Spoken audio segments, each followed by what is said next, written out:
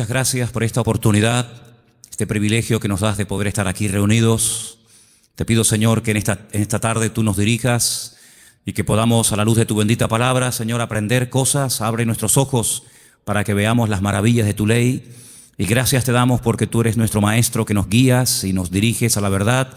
Queremos en esta tarde aprender de ti, Señor. Quita todo obstáculo, cualquier impedimento, de la índole que sea, y que en esta tarde haya libertad para exponer tu palabra y para aprender de la misma. Gracias por todo, Señor, en el nombre de tu amado Hijo Jesús. Amén y amén. Vamos a estar leyendo en esta tarde una serie de textos, y por eso le he pedido a Vanessa y a otras personas que nos ayuden. Pero vamos a abrir la Biblia primeramente nosotros en esta tarde por una carta que el apóstol Pablo le escribe a Tito. Sabéis que el apóstol Pablo tenía la costumbre de establecer la obra, abrir la iglesia, atenderla un tiempo y después poner al frente de esas obras a obreros que habían trabajado con él, que habían aprendido bajo su ministerio. Vemos cómo dejó en la ciudad de Éfeso a Timoteo, al cual le escribe 2 cartas, pero a este joven pastor llamado Tito, lo deja en la isla de Creta. Y en el capítulo 2 de Tito capítulo 2, versículos 1 y 2, leemos algo muy interesante. Pablo está hablando acerca de las características que tienen que tener los ancianos en las iglesias, también las mujeres mayores, los jóvenes, los que sirven a otras personas. Y en los primeros versículos encontramos algo que me ha llamado mucho la atención y de lo cual quiero hablar en esta tarde. Pero tú habla lo que está de acuerdo con la sana doctrina. Que los ancianos sean sobrios, serios, prudentes, sanos en la fe, en el amor, en la paciencia. Y sigue contando y pidiendo cosas, ¿verdad? La frase que me llamó la atención, y es el tema que queremos hablar esta tarde, es cómo tener una fe sana. Cómo tener una fe sana. Dice la Biblia que el apóstol Pablo le pedía a Timoteo que los ancianos, que el liderazgo de la iglesia, tenían que tener una fe sana. Indagando por distintos textos del Nuevo Testamento, veo que a veces se menciona la fe, pero no siempre desde un punto de vista positivo. Hay como muchos tipos de fe, e incluso también muchos niveles de fe. Y el apóstol Pablo y el Señor, a través de sus palabras, nos dice que la fe del creyente tiene que ser sana. Hablaremos después cómo se puede tener una fe sana, y también nos tendremos que preguntar si la fe que yo tengo está sana o está un poco enferma, ¿no? En Lucas 9:54 vamos a leer el primer texto, donde podemos ver a unos discípulos del Señor que lógicamente tenían fe, pero una fe muy extraña. Yo la he llamado una fe distorsionada. Escuchemos Lucas 9:54. Viendo esto, sus discípulos Jacobo y Juan dijeron: Señor, ¿quieres que mandemos descienda fuego del cielo como hizo Elías y los consuma? Unos discípulos del Señor le están proponiendo al Señor: Señor, ¿quieres que oremos para que caiga fuego del cielo y destruya a esta gente que no ha querido recibirnos? Y dice: ¿pero qué estáis diciendo? El Señor no apoya esa petición.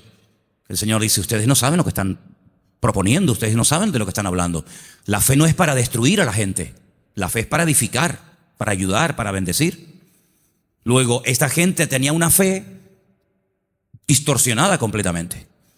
Y sería muy bueno que nosotros nos preguntáramos de vez en cuando qué tipo de fe tenemos. Porque vemos que estos discípulos tienen una fe muy grande, incluso hasta para proponerle al Señor orar para que caiga fuego del cielo, como hacía el profeta Elías en varias ocasiones durante su ministerio, pero que no es ni el momento, ni el lugar, ni muchísimo menos la voluntad de Dios que se esté utilizando la fe para semejante barbaridad. Luego aquí vemos, sí, fe, pero una fe distorsionada. Hay un texto en 2 de Timoteo 1:5 que menciona otro tipo de fe, y es un texto en el que el apóstol Pablo reconoce que la fe de Timoteo no es como la que él va a mencionar a continuación. 2 de Timoteo 1:5. Trayendo a la memoria la fe no fingida que hay en ti, la cual habitó primero en tu abuela Loida y en tu madre Eunice, y estoy seguro que en ti también. Analizando este texto, encontré que hay más de 43 traducciones diferentes de este término griego que se ha traducido en la versión Reina Valera como fe no fingida. Pero hay otras Biblias que en vez de poner fe no fingida, dicen fe verdadera, sincera, fe sin mezclas, fe sin hipocresía, fe nacida del corazón, fe sin disimulo, sin engaño. Incluso hay una versión alemana que dice fe sin máscara. Es un término que se emplea en 6 ocasiones diferentes en el Nuevo Testamento, y hay un versículo en Romanos que dice que el amor tiene que ser sin fingimiento. Exactamente igual que la palabra que emplea Pablo a la hora de referirse a la fe. Entonces hay una fe fingida. Parece que tiene, pero a la hora de la verdad eso no se puede considerar una fe auténtica. Entonces estamos viendo cómo la Biblia menciona y habla de personas que en un momento determinado pueden tener fe, pero no es la fe sana de la cual queremos hablar en esta noche y cómo conseguirla. Entonces hemos visto una fe distorsionada, una fe fingida, que no era el caso de Timoteo. Tenemos también en Santiago 2:26 una fe que no sirve para nada. Y lo dice literalmente el texto. Vamos a prestar atención. Santiago 2, versículo 26. Porque como el cuerpo sin espíritu está muerto, así también la fe sin obras está muerta. Fe sin obras. Hay fe, pero no hay obras, luego está muerta. No sirve para nada. Entonces hay gente que puede tener una fe aparentemente muy grande, pero no hay obras. Esa fe no produce nada. Por lo tanto, dice Santiago, es una fe muerta. Y lo muerto, pues ya me contarás para qué sirve. Absolutamente para nada. Ya hay 3 tipos de fe: distorsionada, una fe fingida, una fe muerta, y hay una fe que quisiera contar un poquito de quién se trata. ¿Os acordáis del joven rico? Un chico que dice que había guardado todos los mandamientos de la ley, era muy escrupuloso, moralmente impecable, pero él notaba que le faltaba algo. Y le pregunta al Señor: Señor, ¿qué tengo que hacer para heredar la vida eterna? Y el Señor le propone un estilo de vida diferente, le habla de que tiene que romper con ese espíritu de materialismo que lo domina, le habla de que tiene que guardar los mandamientos, y él dice: yo todo esto lo he guardado. Luego vemos que muchos escribas y fariseos, incluido en el joven rico, eran personas de fe, pero era una fe religiosa, mecánica. Hay que orar, oramos. Hay que leer, leemos. Hay que ayunar, ayunamos. Hay que congregarse, me congrego. Pero el Señor no quiere que actuemos como si fuéramos máquinas, hermanos. Que no seamos como robots, que hacen las cosas, pero sin sentimiento, sin pasión, sin ganas, sin deseo. Las hacen, pero no hay vida en lo que hacen. Digamos que es una fe religiosa. Sin embargo, volvemos al texto de Tito capítulo 2, donde el apóstol Pablo dice que los creyentes tienen que tener una fe sana. Quédense con eso, una fe sana, que no está enferma, que no está distorsionada. No es una fe que llegamos incluso a tener fe en la fe, valga la redundancia. Conocen la película de la lámpara de Aladino, ¿no? Esa lamparita que la frotan, sale un genio, y el objetivo del genio es cumplir los deseos de aquel que tuvo la suerte de encontrar la lámpara de Aladino. La fe no es la lámpara de Aladino. No tenemos que tener fe en nuestra fe. Dice el Señor: tened fe en Dios. ¿Cuántos dicen amén? Antes de ver las características y cómo se puede tener una fe sana, quiero llevarles a Mateo capítulo 8, donde vais a ver cómo el Señor sabe perfectamente qué nivel y qué calidad de fe tenemos. En Mateo capítulo 8, a partir del versículo 5, se relata la historia de una visita de Jesús a un pueblo llamado Cafarnaún, que significa el pueblo de Naún. Y en el versículo 5 dice que Jesús entró en Cafarnaún y vino a él un centurión. Luego, no es un judío, es un gentil. Y este centurión, que era una especie de capitán, viene rogándole y le dice: Señor, mi criado está postrado en cama, paralítico, gravemente atormentado. No es un hombre insensible, no es un hombre arrogante como la mayoría de los romanos de la época. Es un hombre que viene pidiendo ayuda. Y viene pidiendo ayuda a un judío. Luego aquí hay un acto de humildad muy grande. Y le dijo el Señor: yo iré y le sanaré. Versículo 8. Respondiendo el centurión le dijo: Señor, no soy digno de que entre bajo mi techo. Solamente di solamente la palabra y mi criado sanará. Esto es tremendo. Porque también yo soy hombre bajo autoridad y tengo bajo mis órdenes soldados. Y le digo a este, ve y va. Y le digo a otro, ven y viene. Y a mi siervo, haz esto, y lo hace. Al oírlo Jesús se maravilló y dijo a los que le seguían, de cierto os digo que ni aún en Israel he hallado tanta fe. No he encontrado a nadie en el país que tenga tanta fe como este hombre. ¿Qué fue lo que le llamó la atención al Señor Jesucristo de este hombre? Primero, la humildad con la que vino a pedir. No vino exigiendo. No vino, oye, que soy un centurión romano y me tienes que obedecer. Sino vino con humildad. Vino, dice, que rogándole. Y no vino pidiendo algo para él, sino para otra persona. Luego aquí hay una compasión. Aquí hay un amor por alguien que está sufriendo, que no es precisamente él, sino es su criado. Luego hay una cosa muy interesante en la conversación. El Señor está dispuesto a ir a la casa de un gentil. El Señor está dispuesto a ir a la casa de este hombre. Sin embargo, este hombre dice, Señor, sinceramente yo no soy digno de tenerte bajo mi techo. Pero podemos solucionarlo de otra manera. Di solamente la palabra, da solamente la orden de que mi criado sea, y no hace falta ni que te desplaces, no hace falta ni que vengas. Fíjate que el hombre le pone un ejemplo al Señor. Le dice, mira, yo soy un hombre de autoridad. Yo le digo a un soldado que venga y viene, lo digo a otro que vaya o haga esto y lo hace. Por lo tanto, lo que este hombre está diciendo es, yo reconozco tu autoridad. Yo reconozco que cuando tú ordenas algo en el mundo espiritual, se cumple. Por lo tanto, como hago yo en lo natural, hazlo tú en lo espiritual. Da la orden y automáticamente mi criado sanará. Él unió el poder de la palabra, la autoridad de la palabra del Señor, con una fe bien puesta y bien depositada con humildad en el Señor. Y claro, automáticamente recibió la respuesta. Entonces el Señor dice que en todo Israel no había encontrado a nadie que tuviera tanta fe, una fe tan grande, tan firme, tan madura como la de este hombre. Luego, por la forma como habló, por la forma como pidió y se comportó, el Señor se dio cuenta de que este hombre no tenía una fe normal y corriente, sino era una fe, amigo, de categoría. Sin embargo, en el mismo Evangelio según San Mateo, un poquito más adelante, en el capítulo 14, ahora las cosas cambian. Porque en el capítulo 14, a partir del versículo 22, dice la palabra del Señor lo siguiente: Jesús enseguida hizo a sus discípulos entrar en la barca e ir delante de él a la otra tierra, a la otra ribera, entre tanto que él despedía a la multitud. Despedida la multitud, subió al monte a orar aparte, y cuando llegó la noche estaba allí solo. Y ya la barca estaba en medio del mar, azotada por las olas, porque el viento era contrario. Mas a la cuarta vigilia de la noche, como a las 3:30 de la madrugada, Jesús vino a ellos andando sobre el mar. Los discípulos, viéndole andar sobre el mar, se turbaron diciendo: un fantasma, y dieron voces de miedo. Pero enseguida Jesús les habló diciendo: tened ánimo, yo soy, no temáis. Entonces Pedro le respondió y le dijo: Señor, si tú eres, manda que yo vaya a ti sobre las aguas. Vamos a ver. Jesús le dijo: ven, simplemente eso, ven. Él, descendiendo de la barca, andaba sobre las aguas para ir a Jesús. Pero, ay amigos, los peros. Al ver el fuerte viento tuvo miedo y, comenzando a hundirse, dio voces diciendo: Señor, sálvame. Al momento Jesús, extendiendo la mano, asió de él y le dijo: hombre de poca fe. Poca fe. Capítulo 8 le dice al centurión: grande, grande es tu fe.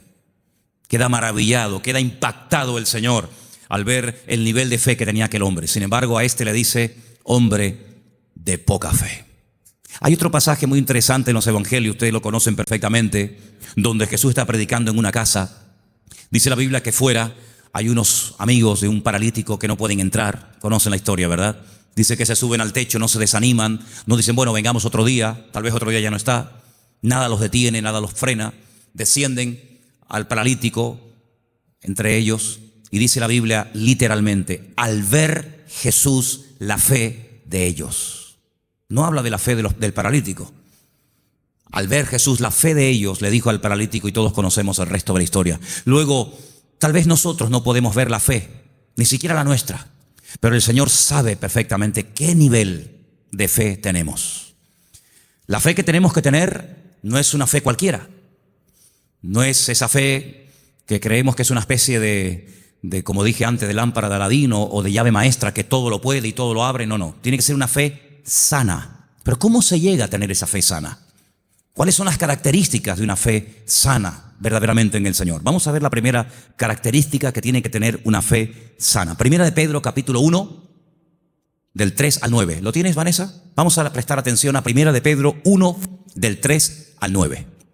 Bendito el Dios y Padre de nuestro Señor Jesucristo, que según su grande misericordia nos hizo renacer para una esperanza viva por la resurrección de Jesucristo de los muertos, para una herencia incorruptible, incontaminada e inmarcesible, reservada en los cielos para vosotros, que sois guardados por el poder de Dios mediante la fe para alcanzar la salvación que está preparada para ser manifestada en el tiempo postrero, en lo cual vosotros os alegráis, aunque ahora, por un poco de tiempo, si es necesario, tengáis que ser afligidos en diversas pruebas, para que sometida a prueba vuestra fe, mucho más preciosa que el oro, el cual, aunque perecedero, se prueba con fuego, sea hallada en alabanza, gloria y honra, cuando sea manifestado Jesucristo, a quien amáis sin haberle visto, en quien creyendo, aunque ahora no lo veáis, os alegráis con gozo inefable y glorioso, obteniendo el fin de vuestra fe, que es la salvación de vuestras almas. Amén.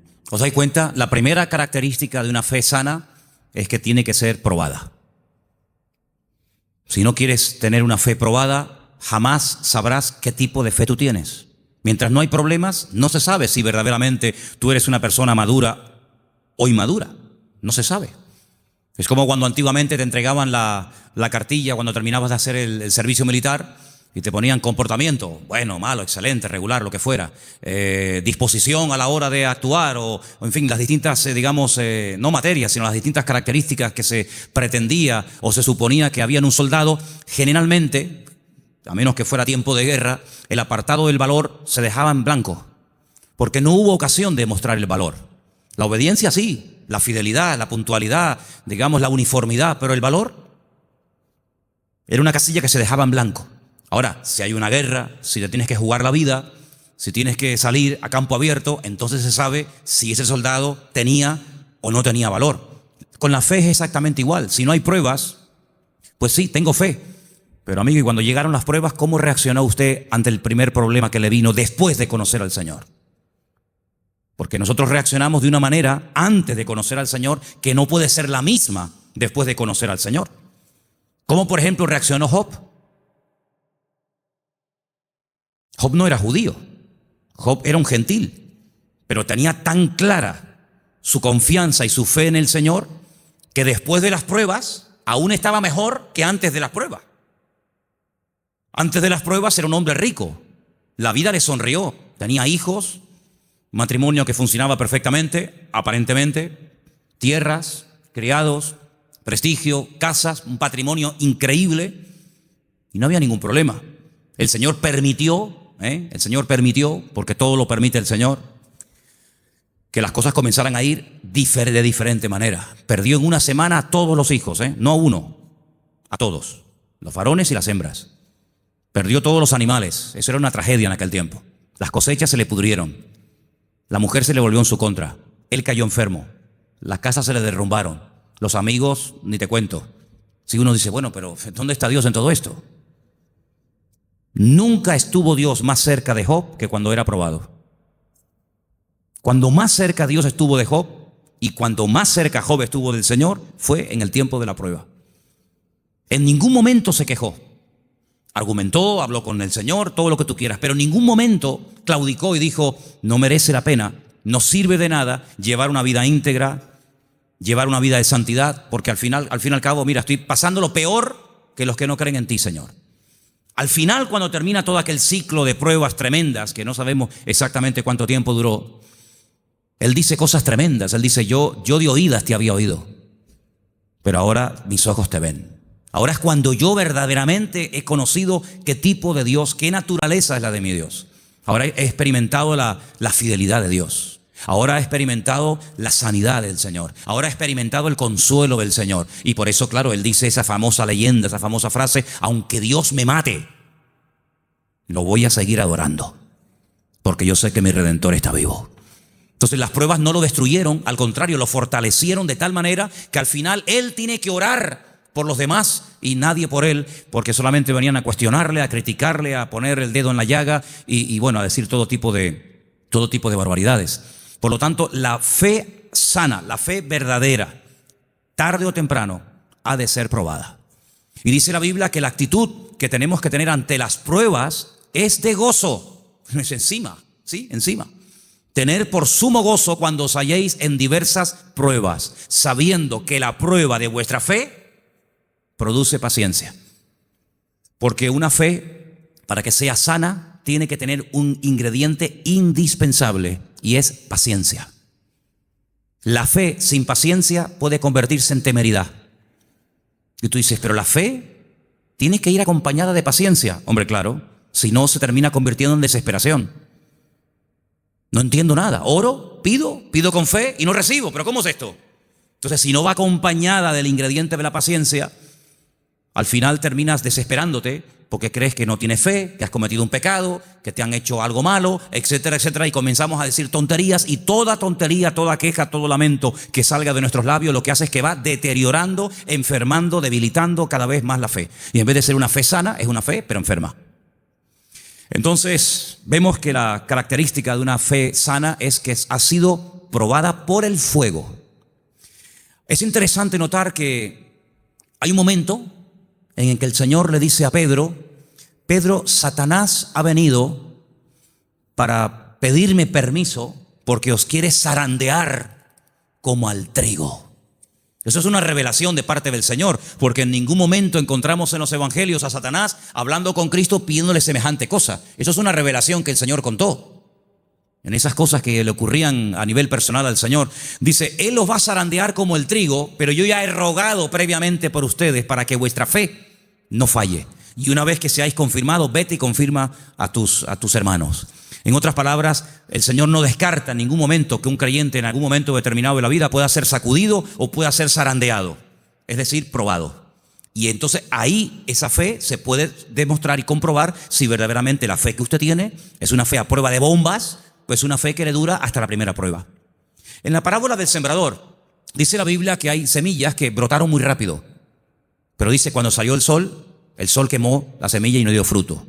Y cuando están en privado, los discípulos le preguntan al Señor o le piden al Señor que les explique la parábola del sembrador. Y Él les dice: mira, las semillas que caen junto al camino y brota rápido son los que reciben la palabra, al momento la reciben con gozo, pero como no tienen raíces, cuando sale el sol, que son las pruebas y las dificultades de la vida, las pruebas de la vida secan, son de corta duración. Entonces la prueba lo que hace es que fortalece nuestra fe para que nuestra fe pueda estar preparada para la siguiente prueba y así de esa manera tener una fe robusta y madura que ha soportado las pruebas. Es como cuando se construye un puente, se hace una prueba de carga. No se abre al público, decir, bueno, abran, ¿y si se cae? Hay que hacer una prueba de carga. Ponen el puente todo lleno de camiones cargados a tope y los dejan ahí un tiempo para que si el puente resista, pues el puente resiste la prueba, pues entonces se puede abrir el tráfico al público. Exactamente igual. Nuestra fe tiene que ser probada y tiene que ser probada donde necesita ser probada. A lo mejor en lo económico, a lo mejor en lo familiar, a lo mejor en lo físico, no sé, pero el Señor sabe dónde tiene que apretar, porque todas las pruebas siempre son para nuestro progreso, para nuestro crecimiento y para fortalecer nuestra fe. ¿Cuántos dicen amén? La segunda característica de una fe auténtica, de una fe sana, la encontramos en una carta que Pablo le escribe a los hermanos de Tesalónica. Primera de Tesalonicenses 1, del 2 al 10. Es una lectura un poquitín larga, pero por favor presten atención. ¿La tienes tú, Patricia? Adelante. Damos siempre gracias a Dios por todos vosotros, haciendo memoria de vosotros en nuestras oraciones, acordándonos sin cesar delante del Dios y Padre nuestro de la obra de vuestra fe, del trabajo de vuestro amor y de vuestra constancia en la esperanza en nuestro Señor Jesucristo, porque conocemos, hermanos amados de Dios, vuestra elección. Pues nuestro evangelio no llegó a vosotros en palabras solamente, sino también en poder, en el Espíritu Santo y en plena certidumbre. Como bien sabéis, cuáles fuimos entre vosotros por amor de vosotros, y vosotros vinisteis a ser imitadores de nosotros y del Señor, recibiendo la palabra en medio de gran tribulación con gozo del Espíritu Santo, de tal manera que habéis sido ejemplo a todos los de Macedonia y de Acaya, que han creído, porque partiendo de vosotros ha sido divulgada la palabra del Señor, no solo en Macedonia y Acaya, sino también en todo lugar vuestra fe en Dios se ha extendido, de modo que nosotros no tenemos necesidad de hablar nada, porque ellos mismos cuentan porque ellos mismos cuentan de nosotros la manera en que nos recibisteis y cómo os convertisteis de los ídolos a Dios para servir al Dios vivo y verdadero y esperar de los cielos a su Hijo, al cual resucitó de los muertos, a Jesús, quien nos libra de la ira venidera. Amén. La iglesia de Tesalónica, desde el primer momento, fue una iglesia muy perseguida, muy perseguida. No todas fueron así, pero una de las características de esa congregación es que desde el primer momento los creyentes fueron perseguidos. Hermanos perdieron la vida. Llegó un punto que la presión era tan tremenda, que comenzaron a pensar si a lo mejor ya había comenzado hasta la gran tribulación. Fíjate lo que te digo. Y por eso Pablo tiene que escribirles varias cartas y alentar y animar a los hermanos y aclararles que todavía ese tiempo no ha comenzado, y les alienta y les anima a decir: hermanos, seguir adelante. El Señor aún no ha venido. El tiempo de angustia de Jacob, la gran tribulación, aún no ha comenzado. Y Pablo pone doctrina encima de la mesa para que ellos sepan que lo que está pasando no es todavía lo que está profetizado para los últimos tiempos, ¿verdad? Y una de las cosas que el apóstol Pablo reconoce de la iglesia es que la fe de la iglesia, la fe de los hermanos de la ciudad de Tesalónica, no se quedó encerrada entre cuatro paredes, sino que los creyentes no habían perdido el valor de testificar a los que no conocían al Señor. Ellos se habían convertido, como dice ahí, hemos leído, de los ídolos. Habían sido gente idólatra, politeísta, y habían dejado esa vida de desorden, de idolatría, para convertirse al Dios vivo y verdadero. Pero la conversión de ellos, la fe de ellos depositada en el Dios vivo y verdadero, no era algo que se hacía a escondidas, sino algo que ellos querían que se difundiera. De tal manera que Pablo llegaba a ciertas y determinadas poblaciones y la gente en esos lugares daban testimonio de lo que los hermanos de Tesalónica estaban pasando y cómo la fe de ellos se había extendido. Y esto es muy importante, hermanos. Esto es muy importante porque en un momento tenemos un encuentro inicial con el Señor. Nos encontramos con el Señor, entendemos el propósito de la salvación, de la venida de Cristo. Pedimos perdón por nuestros pecados, lo aceptamos como nuestro Señor y Salvador personal. Muy bien, pero ¿y ahora? Ahora se tiene que extender nuestra fe. Tenemos que divulgar nuestro testimonio, nuestra esperanza en el Señor, porque no todo el mundo tiene la misma fe. No todo el mundo ha tenido la misma experiencia que tú has tenido, y por eso es muy importante que abramos la boca para que podamos decir a la gente: oye, que hay una esperanza, que hay un remedio, como vimos el domingo, que hay un camino, una verdad y una vida. Y los tesalonicenses no dijeron: bueno, mira, vamos a quedarnos callados porque nos están maltratando, nos están matando, nos están torturando. No importa, vamos a seguir hablando, vamos a dar testimonio de la fe en nuestro Señor Jesucristo. Esa es otra característica indispensable de una fe sana, que no solamente soporta la prueba con gozo y que la utiliza como plataforma para crecer y para acercarse más al Señor, sino que además es una fe que no es muda, no es una fe invisible. Usted sabe que la tiene, pero nadie se ha enterado en la familia. Nadie se ha enterado en el barrio. No, yo abro mi boca y extiendo y proclamo la fe, la obra que el Señor ha hecho en mi vida. Esa es otra característica de una fe sana. Un creyente que no testifica no es normal. No es creyente que un creyente que tiene el gozo del Señor y que ha pasado de muerte a vida, pasen los días, las semanas y se le pase la vida y no comparta su fe y su testimonio con nadie. Eso no es una fe sana, es una fe enferma. Otra característica de una fe sana, quiero leer en Santiago. Voy a leer este pasaje yo, si no les importa, en capítulo 2, a partir del versículo 14, donde Santiago habla de algo muy importante relacionado con la fe. Dice: hermanos míos, Santiago 2:14, ¿de qué aprovechará si alguno dice que tiene fe y no tiene obras? ¿Podrá la fe salvarle? Si un hermano o una hermana están desnudos y tienen necesidad del alimento de cada día, y alguno de vosotros les dice: id en paz, calentados y saciados, pero no les dais las cosas que son necesarias para el cuerpo, ¿de qué aprovecha? No, hermanos, déjenme que diga esto. Dice: bueno, pero ¿no es el Señor el que suple nuestras necesidades? Sí, pero muchas veces el Señor puede suplir nuestras necesidades a través de nuestros hermanos. A veces cuando veo a un señor mayor o a alguna persona en un parque, en una plaza, dándole de comer a los pajaritos o a las palomas, a mí siempre me viene a la cabeza el texto que dice: hombres de poca fe, mirad las aves del cielo que ni siembran ni hilan, ¿no las alimenta vuestro Padre Celestial?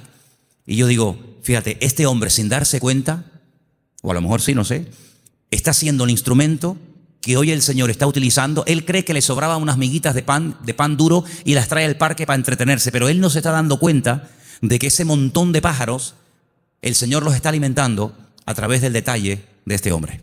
Entonces puede ser que el Señor te puede utilizar a ti en un momento determinado y a través de tu vida,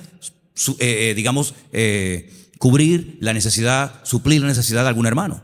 Entonces dice, así también la fe, si no tiene obras, es muerta en sí misma. Una de las fe que comentamos antes. Versículo 18. Pero alguno dirá, tú tienes fe, yo tengo obras. Muéstrame tu fe sin tus obras y yo te mostraré mi fe por las obras. Tú crees que Dios es uno y haces bien. También los demonios creen y tiemblan. Mas ¿quieres saber esto, hombre vano, que la fe sin obras es muerta? ¿No fue justificado por las obras nuestro padre Abraham cuando ofreció su hijo Isaac sobre el altar? ¿No ves que la fe actuó juntamente con sus obras y que la fe se perfeccionó por las obras? Y se cumplió la escritura que dice, Abraham creyó a Dios y le fue contado por justicia y fue llamado amigo de Dios. Vosotros veis pues que el hombre es justificado por las obras y no solamente por la fe. Asimismo también Rahab la ramera no fue justificada por las obras cuando recibió a los mensajeros y los envió por otro camino, porque como el cuerpo sin espíritu está muerto, así también la fe sin obras está muerta. Luego, una característica de una fe sana, que es lo que nos interesa y estamos hablando esta noche, es que es una fe que produce, una fe que hace obras. No es una fe teórica. No, yo creo pero no hago nada. No, es una fe que hace obras. ¿Cómo se sabía que Abraham tenía fe en el Señor? Bueno, pues yo estaba justamente leyendo hoy ese pasaje y dice la Biblia que este hombre viaja desde el sur de Israel, desde una ciudad llamada Beersheba, recorre todo el desierto del Negev, llega hasta el monte Moria, allí en Jerusalén, y antes de llegar deja a unos criados y le dice, bueno, guárdeme aquí el asno, el burrito, que dice, iremos, adoraremos y volveremos. Y a veces seguimos leyendo el pasaje y nos olvidamos de decir, no, espérate un momento, mira lo que acaba de decir. Iremos, adoraremos y volveremos. Pero ¿cómo dice volveremos? Si Abraham sabe que tiene que subir al monte Moria y sacrificar, es decir, matar a su hijo Isaac, dirás en todo caso, volveré. La Biblia dice que Abraham tenía tanta fe en el Señor que creía que si mataba a su hijo Isaac, el Señor se lo podía resucitar y volverlo a tener con él. Y en cierto sentido, eso fue lo que pasó. No lo mató, sabemos el resto de la historia, pero él en su corazón lo había sacrificado antes de subir al monte Moria. ¿Se da cuenta? Pero la fe de Abraham no quedaba simplemente en un acto de obediencia, sino que iba mucho más allá. Bueno, yo lo mato, yo lo sacrifico porque al fin y al cabo es lo que Dios, mi Señor, me ha pedido. Pero creo que Él me lo puede dar de entre los muertos. Y es que nunca nadie había resucitado, hermanos. Él no puede decir, no, es que ya resucitó fulanito de tal. No había resucitado nadie. ¿Cómo sabía Abraham que el Señor podía resucitar muertos? Porque Abraham conocía a Dios. Y la fe auténtica, la fe sana, no es una fe ciega, no es una fe irracional, es una fe basada en hechos, en realidades. ¿Y qué mejor realidad que conocer a Dios y conocer su palabra? Yo dije en una ocasión que hubo un momento en nuestra vida en los que creímos en un Dios que prácticamente no conocíamos. Cuando nosotros la primera vez aceptamos al Señor, ¿qué sabíamos del Señor? Pues muy poca cosa. No conocemos hoy nosotros al Señor mejor que hace años atrás cuando lo conocimos o lo recibimos en nuestro corazón, ¿sí o no? Por supuesto que sí.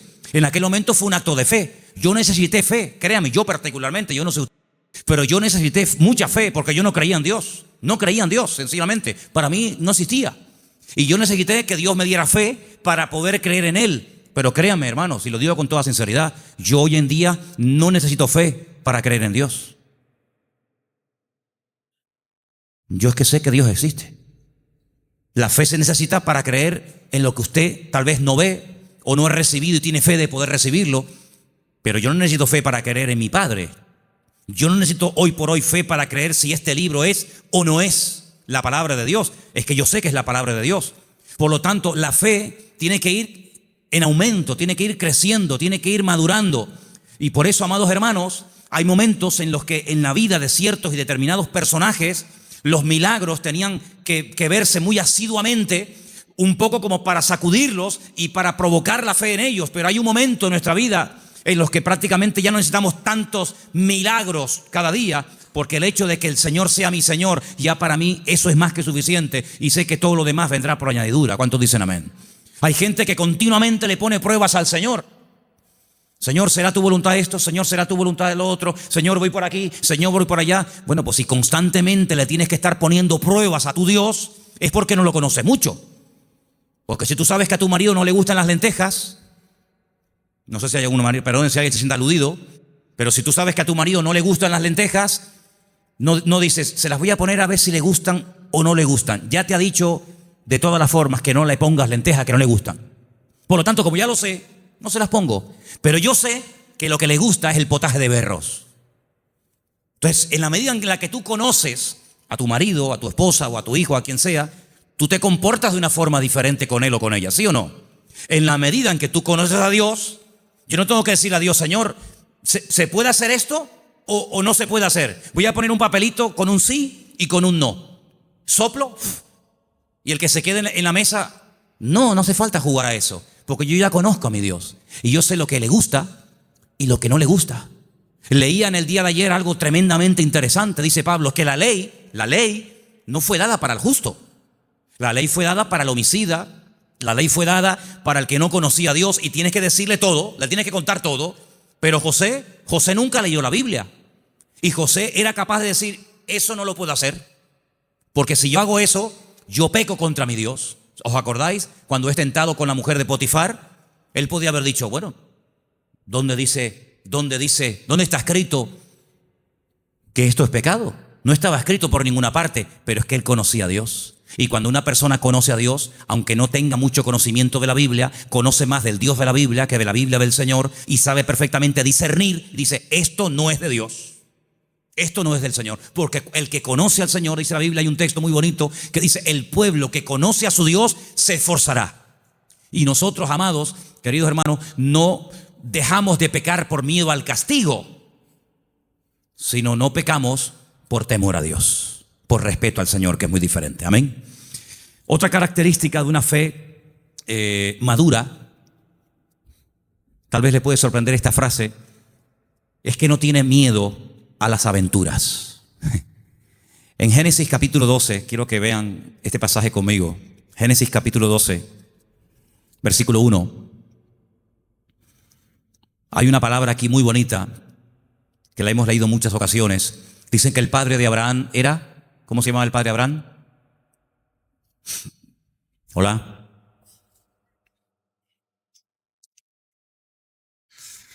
El padre de Abraham se llamaba Taré.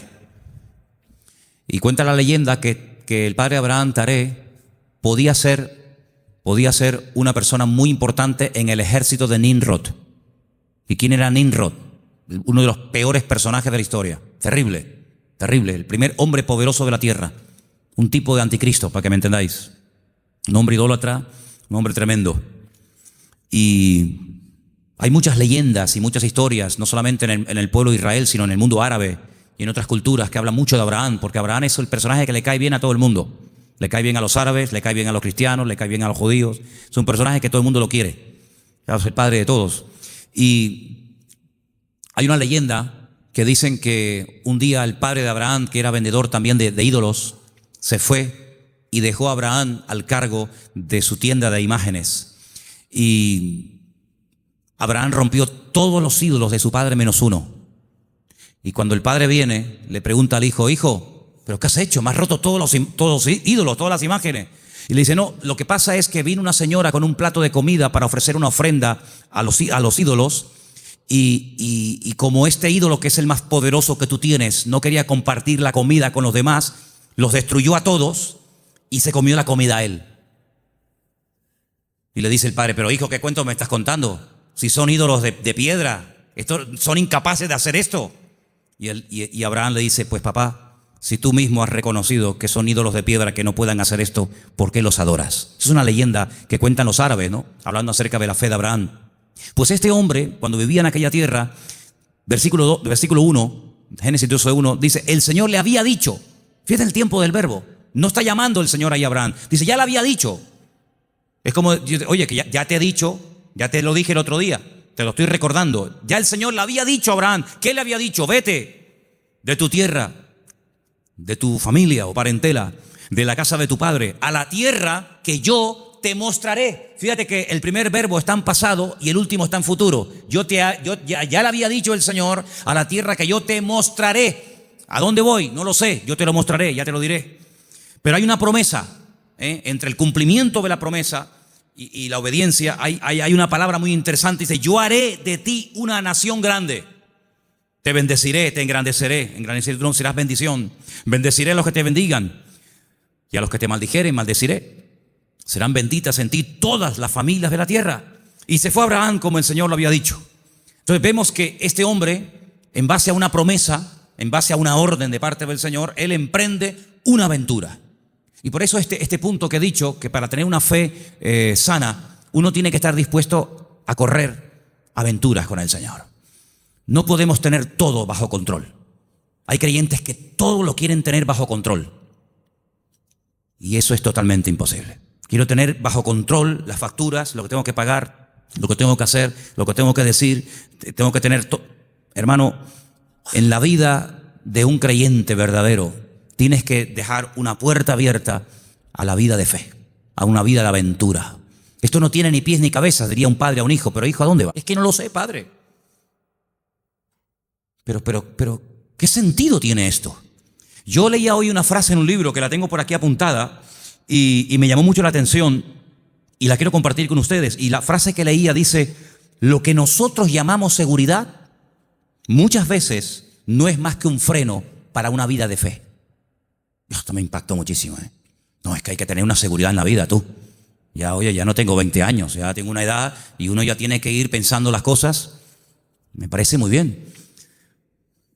Pero cuando vamos a la palabra de Dios, nos encontramos que a veces Dios llama a gente ya con 80 años. Y tú dices, ¿pero dónde va este hombre con 80 años? Pues tú no ves que cuando tú eras joven lo intentaste y fue un fracaso lo que hiciste, que incluso hasta terminaste matando a una persona. Y el Señor llama a un hombre que en el pasado ha fracasado y se ha refugiado como un prófugo en el desierto, cuidando ovejas que no son ni de él. Y ahora tengo que volver atrás. ¿A qué? Hacer la voluntad de Dios. Pero en esta ocasión no como tú la quisiste hacer en tu yo, en tu ego, sino hacerla a mi nombre. Y lo manda a Moisés, a Egipto, con 80 años. Y Abraham le da unas promesas increíbles con una edad que uno dice, ¿y por qué no le dio estas promesas cuando tenía 18, 20 o 30 años? ¿Por qué esperó tanto el Señor en sorprender y en usar a este hombre? Hermanos, nosotros no somos los que ponemos los tiempos. Los tiempos los pone el Señor. Por eso les dije antes que un ingrediente indispensable de una fe sana es la paciencia. Una fe que no va acompañada de paciencia te puede crear problemas a ti personalmente. Porque cuando tú pides y cuando tú oras y no recibes, la Biblia dice que si pedimos y no recibimos, se puede convertir en un tormento al alma, en un tormento al corazón. Y por eso el que tú pidas no significa que inmediatamente tus órdenes se tienen que cumplir. Vuelvo a repetir el ejemplo de antes. La fe no es la lámpara de Aladino. Encomendamos al Señor nuestra vida, nuestras situaciones, confía en Él y Él hará, decía el Salmo 37, ¿os acordáis?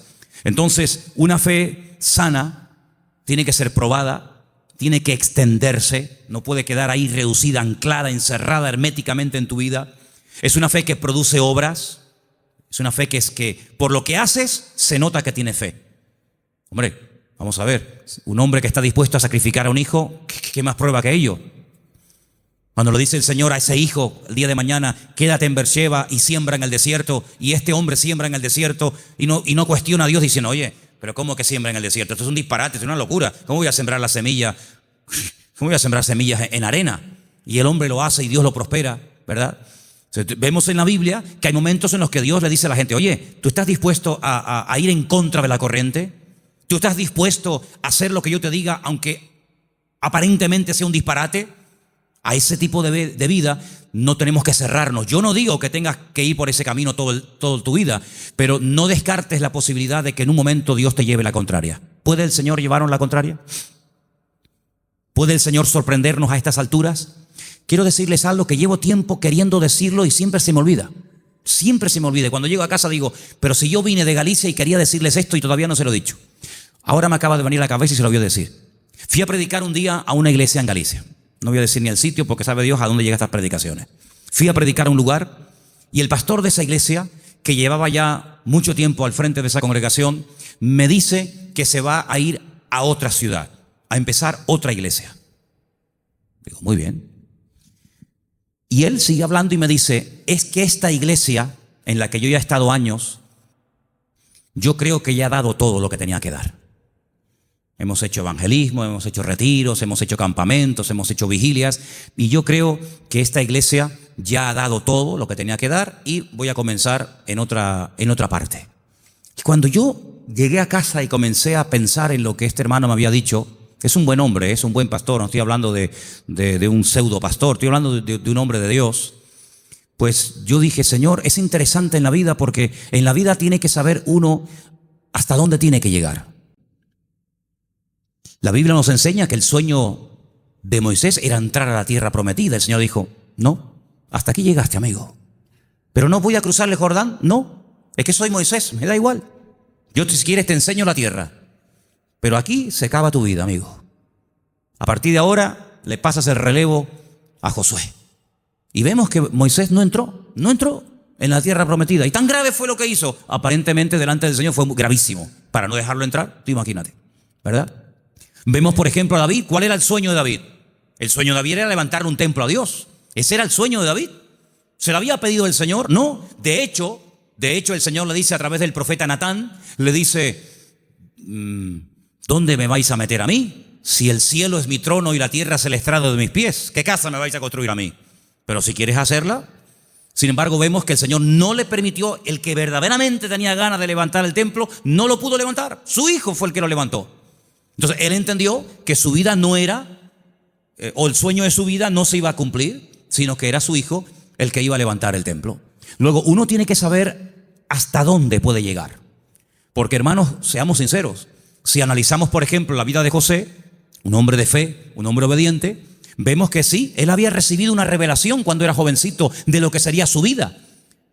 Pero si aquellos sueños que él tuvo de pequeño no le ayudaba en cierto sentido el faraón a poder cumplirlos, pues se pudriría en la cárcel. Luego, otra persona tuvo que soñar para que sus sueños personales, la revelación de parte del Señor a él, se pudiera hacer realidad. Por lo tanto, es muy importante como congregación, como familia, como matrimonio, como hijo, como pastor, como creyente, saber hasta dónde tengo que llegar con el Señor. De hecho, para mí hay dos preposiciones que aparecen en la Biblia que tenemos que tenerlas presentes siempre en nuestra vida de fe. Desde, hasta. Son dos preposiciones importantísimas en la vida de un creyente que quiere tener una fe sana. Desde, hasta. ¿A qué me refiero? Josué capítulo 1 dice, la tierra te la he entregado. Nadie te podrá hacer frente en todos los días de tu vida. Desde, hasta, esa es la tierra en la que te puedes mover. No te salgas de ese marco, no te salgas de ese terreno, porque no te la daré. De hecho, ha habido momentos en la historia en los que Israel ha conquistado terreno que tiempo más tarde ha tenido que devolver, porque no entraba dentro del desde hasta, ¿verdad? Cuando en una de las guerras conquistó la famosa península del Sinaí, la península del Sinaí no entraba dentro de las promesas del Señor y la tuvo que devolver, ¿verdad? Y sabemos que la península del Sinaí no pertenece a Israel. Por lo tanto, como creyentes tenemos que saber cuáles son nuestras limitaciones, qué tipo de fe tenemos y con ese tipo de fe trabajar y movernos en el Señor. Porque dice la Biblia que no a todos se nos ha dado la misma fe, ni los mismos dones, ni el mismo conocimiento, ni los mismos talentos. Por lo tanto, cada uno tiene que, examinarse a sí mismo y decir, bueno, a mí el Señor no me ha llamado a predicar, pero así a mí el Señor sí me ha llamado a servir o a colaborar. Tal vez el Señor a mí no me ha llamado al ministerio musical, pero me ha llamado o me ha capacitado o me estoy preparando para el ministerio de enseñanza o para el ministerio, para otras culturas. Cada uno de nosotros tiene que examinar su fe y ver a sí mismo qué estás haciendo con el nivel de fe que tú tienes. Hay una característica que yo quisiera que leamos algunos versículos. No sé si lo tienen ustedes ahí, Patricia. Hebreos 11, ¿sí? Del 8 al 10. Porque antes dije algo que quiero que te lleves esta tarde grabado en tu corazón. Incluye la paciencia en tus oraciones. Incluye la paciencia en tu fe. Si no incluyes la fe, la paciencia en la fe que tienes, lo puedes pasar mal, porque va a haber un momento en el que te vas a pelear con Dios, te puedes desanimar, porque dices, Señor, estoy orando con fe, estoy orando conforme a tu voluntad y no veo resultados, pero es que la fe tiene que ir acompañada de la paciencia. Vamos a leer 2 textos y con ellos terminamos.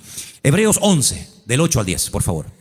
Por la fe, Abraham, siendo llamado, obedeció para salir al lugar que había de recibir como herencia, y salió sin saber a dónde iba. Por la fe habitó como extranjero en la tierra prometida, como en tierra ajena, morando en tiendas con Isaac y Jacob, coherederos de la misma promesa, porque esperaba la ciudad que tiene fundamentos, cuyo arquitecto y constructor es Dios. Esperaba en esa búsqueda, esperaba la ciudad cuyo arquitecto y fundador es Dios. Ahí el verbo está en un imperfecto progresivo. Es decir, espero, pero no de brazos cruzados, a ver qué pasa. No, espero y me muevo en esa espera. ¿Me explico? Me muevo en fe. Aún no he recibido lo prometido. ¿Estará aquí la ciudad cuyo arquitecto y fundador es Dios? ¿Está aquí? ¿No? Vámonos para allá. Y se iba a otro lugar, acampaba. Yo lo que busco es la ciudad que ha construido mi Dios.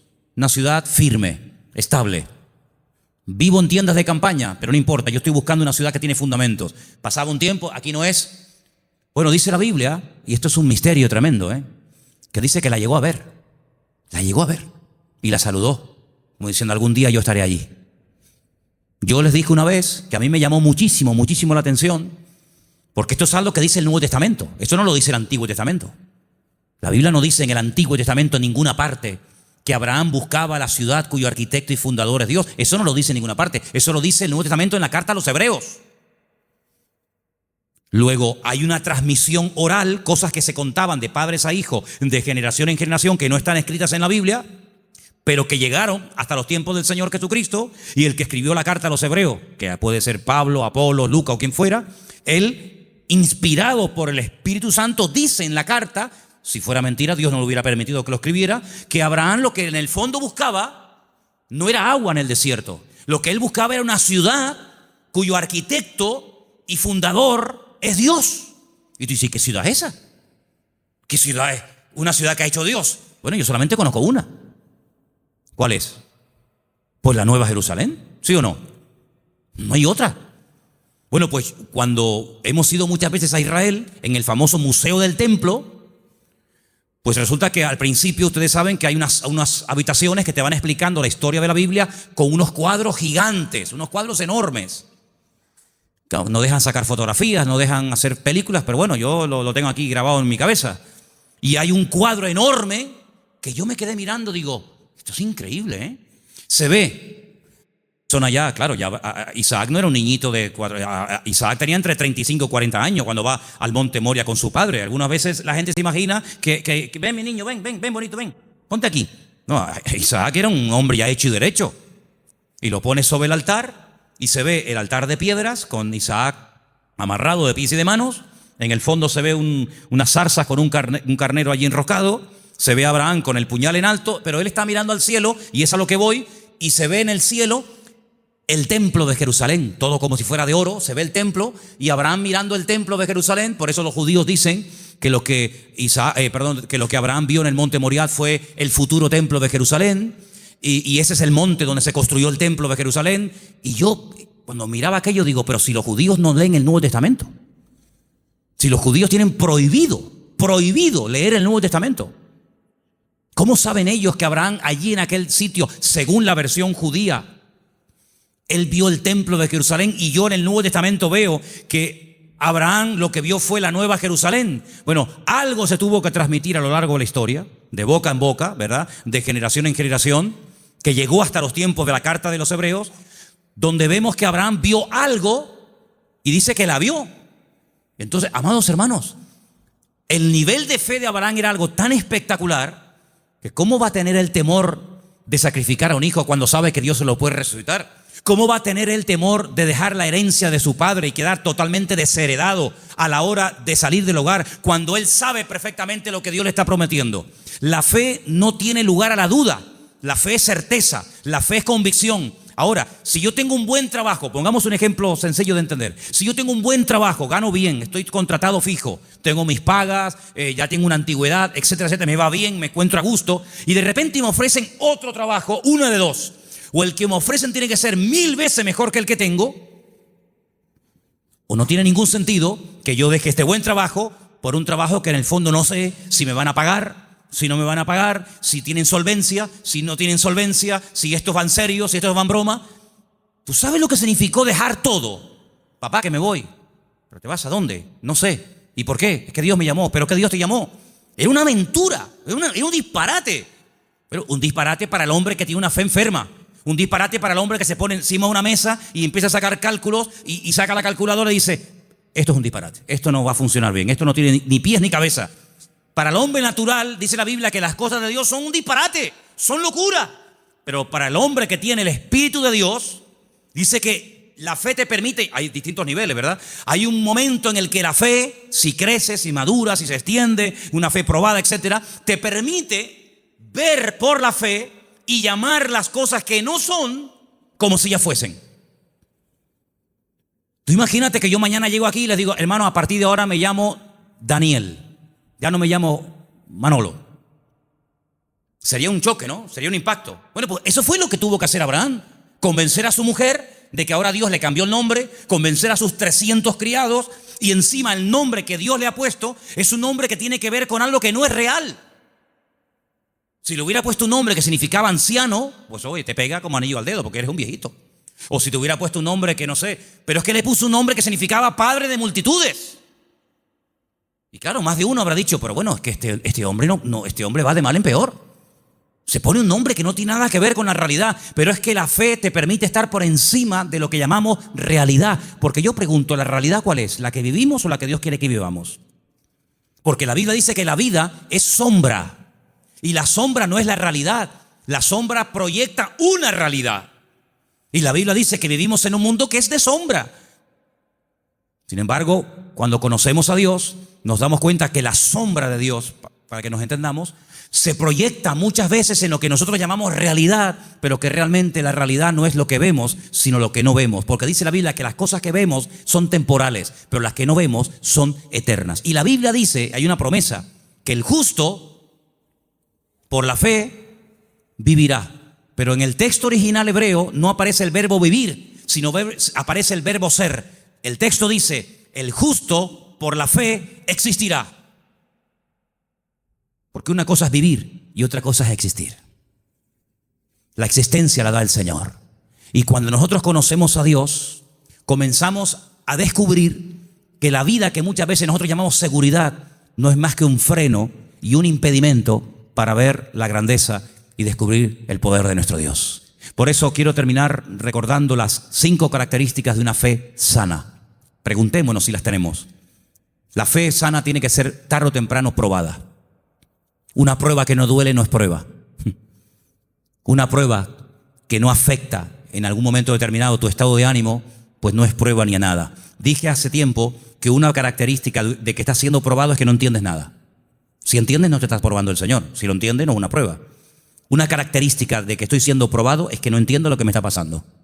Eso es una prueba. La segunda característica es que es una fe que se extiende. No es una fe hermética encerrada en sí misma. Es una fe que actúa, que hace obras. Y por la forma como actúa, te das cuenta de que detrás de esa actuación hay una fe. Hay una frase que leí esta semana, que también la tengo apuntada aquí, que dice, todo esfuerzo realizado siempre obtiene resultados. Es buenísima, no me digan, ¿eh? Todo esfuerzo realizado siempre obtiene resultados. Tú te esfuerzas por el Señor, ¿verdad? Tú ejercitas la fe y automáticamente Dios lo premia. Tercera o cuarta característica, que la fe sana tiene que ir acompañada de paciencia. Dice la Biblia que Abraham esperaba pacientemente. Y finalmente la fe sana está dispuesta a la aventura. En Hebreos 10, del 12 al 13, quiero que lo leamos todos juntos, por favor. Hebreos capítulo 10, Hebreos 10 del 12 al 13. Hay unos versículos muy interesantes que los he dejado para el final, para que medites en ellos y te los lleves esta noche en tu corazón. Repito, Hebreos capítulo 10, del 12 al 13. ¿Lo tienen, hermanos? Bueno, creo que lo estamos poniendo ahí, ¿no? Perfecto. Léelo conmigo. Pero Cristo, habiendo ofrecido una vez para siempre un solo sacrificio por los pecados, se ha sentado a la diestra de Dios. Versículo 13.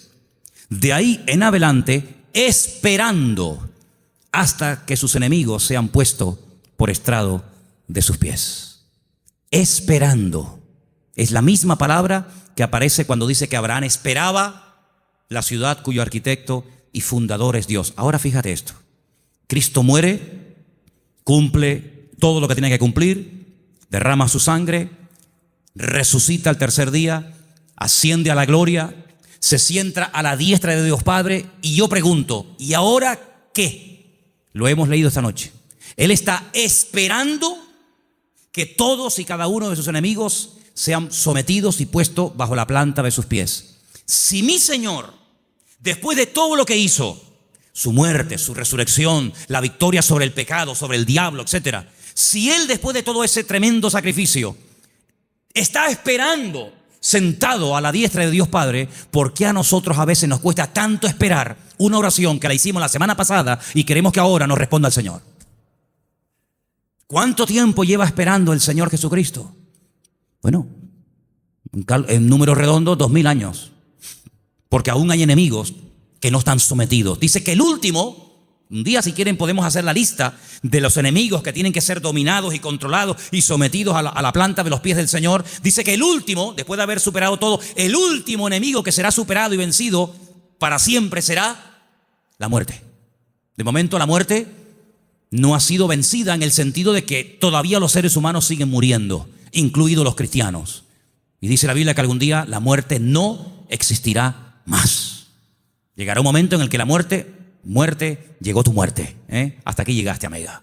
Por lo tanto, si el Señor está esperando, imitemos al Señor. Él ora, Él intercede. Hay oraciones que el Señor Jesucristo le hizo al Padre cuando subió a la diestra, y una de ellas fue: Padre, envíales el Consolador.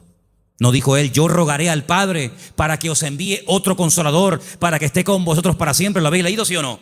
Esa oración fue contestada en pocos días. Asciende, el Señor Jesucristo le pide al Padre que envíe el Espíritu Santo a los que quedaron en la tierra, lo envía, pero hay otras muchas cosas que aún todavía el Señor está esperando que se solucionen, que se venzan, y después vendrá el Señor. Por lo tanto, vemos que la fe tiene que aprender a esperar. No solamente tiene que tener la confianza y la perseverancia, sino que una fe sana es una fe que sabe esperar. Pero no es una espera en vano, no es una espera inútil, es una espera que merece la pena, porque merece la pena esperar en el Señor. ¿Cuántos dicen amén? Cierra tus ojos en esta noche y pidámosle al Señor: si mi fe está distorsionada, si mi fe está muerta, si mi fe no produce, si mi fe está estancada, Señor, sáname la fe.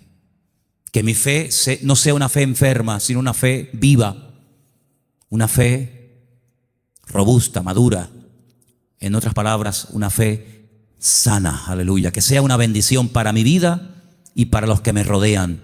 Una fe contagiosa, una fe que trae ánimo, una fe que trae fortaleza al espíritu, una fe que me ayuda a superar los traumas, los problemas, las tristezas, las amarguras, las pérdidas. Una fe que me ayuda a llamar las cosas que no son como si ya las estuviera teniendo ahora mismo y disfrutando de ellas. Llama las cosas que no son como si ya fuesen. Di: Señor, gracias porque la bendición ya la tengo conmigo. Gracias, Señor, porque el gozo, la paz, la sanidad, ese trabajo, ese hijo, esa situación la veo resuelta. Pero la fe tiene que aprender a esperar. Como tú estás esperando a la diestra del Padre, yo quiero esperar pacientemente. Esperé en el Señor.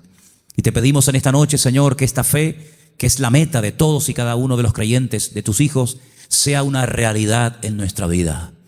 Ayúdanos a trabajar esta fe que tú un día depositaste en nuestros corazones, que el mundo no la apague, que las circunstancias de la vida no la debiliten ni la enfermen, sino que la fe nos permita estar firmes, porque tu palabra dice que nuestra fe ha vencido al mundo. Aleluya. Señor, si nuestra fe en algún momento no ha estado como tenía que estar, Si no estamos verdaderamente echando mano y utilizando esta fe, te pedimos que tú nos sacudas y nos despiertes para que esta fe, Señor, verdaderamente sea una fe poderosa, una fe que obtenga lo imposible y una fe que me permita vivir en victoria y bendecido todos los días de mi vida hasta que tú regreses, Señor. Gracias te doy, Señor, por este don, por este regalo maravilloso que tú has puesto en mi vida. Bendecimos y glorificamos tu nombre en esta noche, en el nombre bendito de Jesús. Amén y amén.